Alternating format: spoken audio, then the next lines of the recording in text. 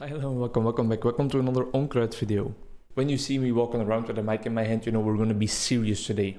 We're going to get down to brass tacks and we're going to talk about real stuff. Isn't that the same guy or girl I just saw the Fregoli delusion? Fregoli, whatever you want to call it. A very interesting phenomenon in psychology or psychopathology that I wanted to make a video about. Delusions are a key symptom in most psychotic disorders, like for example the well-known example of schizophrenia. A possibility is a thought control delusion, where you think that some outside forces are actually controlling your own thought. There's also examples where people think that certain thoughts are taken out of their head away from them. There's also of course the paranoid delusion, which is very well known. If you see a white van parked across your house from the street, you think that there's government officials in there trying to arrest you. They're looking at your every move through their cameras in their vans and they're spying on your house.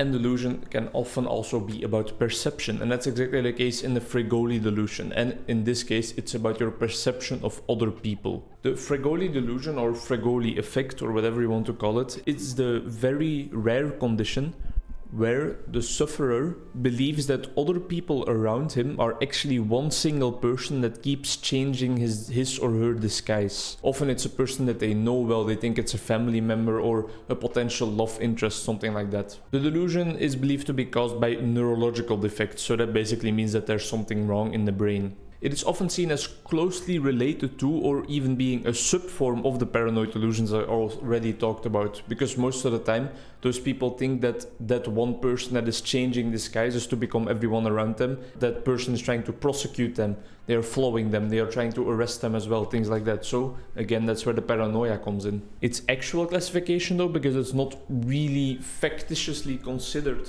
a subform of paranoia.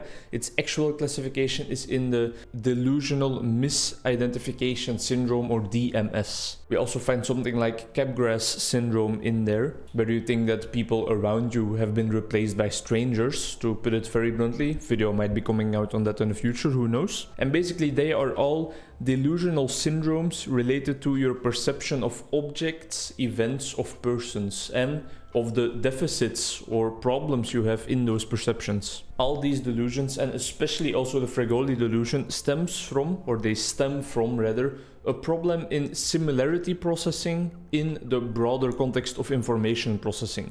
These people fail to differentiate between things that are not important to them and not related to them in the slightest, and things that are important to them and actually related to them specifically, as emphasized in seeing strangers as a person that is actually more closely related to you, even though they are just strangers. It's all about familiarity and relatedness. That's the main gist of these types of illnesses. And it could also happen online. An interesting case presented in a psychiatry exam I found online on YouTube is of a 24-year-old male who had a love interest on Facebook, a young woman he found attractive. They were hitting it off a bit, chit-chatting, maybe a little sexting in there, I don't know, and I don't judge either. Either way, in the end it didn't quite work out, but interestingly enough, every time that same man was then contacted by similar female participants of the online network Facebook, he thought it was actually that first girl, but just in disguise. So that's another way the Fregoli delusion can come to fruition in online love. Some of the believed causes are, for example, Parkinson medication that stimulate the dopamine and adrenaline systems in our body,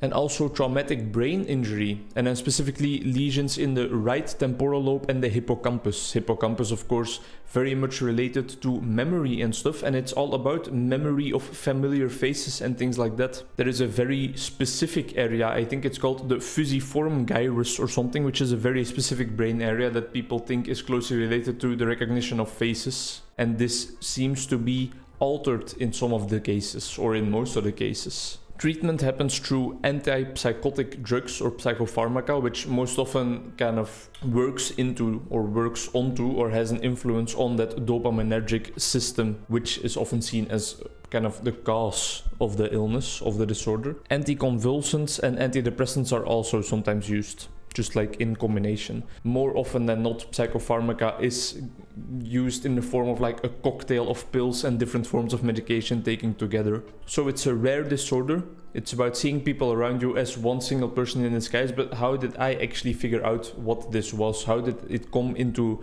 my field of view? It was at a quiz. The quizmaster deemed it to be a possible solo, which means that it's a very hard question that possibly only 1 or 2 tables will get, and it was related to the field of psychology. So I was like, alright, I have to know this, but I didn't know this. Because it's such a rare disorder, it's of course normal, and it's of course very much understandable that nobody has taught us about it yet. But I did feel kind of bad.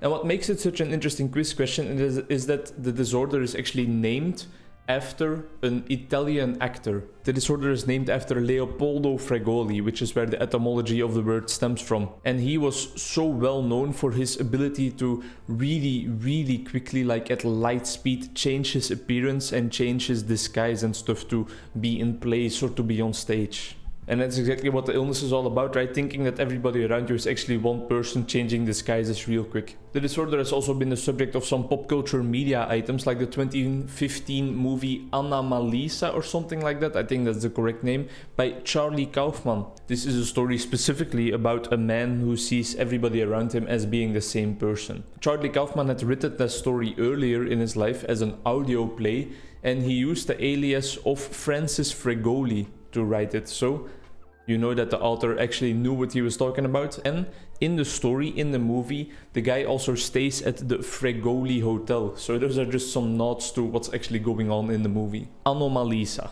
And it was all about the facts. Now a bit more to my personal opinion, to the subjective nature of this topic, which I am kind of a little qualified to talk about as a master in clinical psychology, but take everything I say with a grain of salt. Should we really see it as a specific, separate form of a delusional disorder, or should we try to put it into groups more? Should we really not look into delusional misidentification syndromes instead of looking specifically into Fregoli and Capgras and Doubles syndrome and things like that? And in my opinion, I think it would be better if we saw the Fregoli delusion and the Capgras delusion and things like that as symptoms. Symptoms of potentially broader classifications of an illness. I realize that they want to give everything the specific name to make sure that they can kind of compartmentalize the information in specific classes and have the exact right information for the exact right disorder, find treatments that work on exactly the specific mechanisms in that illness, that's all fine, but you can also do that for symptoms. And I know that they want to have a specific label for every single thing, but I think that for the patients themselves, this only increases stigmatization. And if you want to have specific labels for anything, do it on the symptoms and not on the disorders themselves. There's also, for example, a bunch of different forms of psychotic disorders. There's a bunch of different forms of depressive disorders. There's a whole lot of anxiety, personality disorders, but almost all of them are in a spectrum. By now, the only well-known disorder that is actually classified as being a spectrum is the autism spectrum disorder, but I think a whole lot of other disorders could benefit from such a conceptualization as well, like psychotic disorders, for example. And introducing all these very specific pinpoint labels, like you have exactly that kind of counteract this way of looking at disorders and illness in a spectrum type of view, which is something I am very fond of and I am an advocate for. So that's why I don't really like having these very specific, very specific labels about these disorders, which should, in my opinion, just be symptoms. Either way, that was it. Just real shortly, the Fregoli delusion. Interesting stuff. It's often the case that like the very rare niche things are the most interesting disorders and the more interesting things, right? And I can't imagine how scary it must be to be like waiting in line at the bakery and the clerk behind the counter all of a sudden resembles your nephew. Why is he here? Is he trying to do something to you? I have to get out of here. Then you run into the street. You're so scared that you run in the middle of the street. There's a car that stops for you and that honks like, why are you in the middle of the street? You look at the driver. It's your nephew again. Can you imagine how scary that might be? Delusions, hallucinations are all examples of our mind playing tricks on us, and it can be, I think, a harrowing experience. Thanks a lot for watching. I hope you learned something. Bye bye. See you in the next one.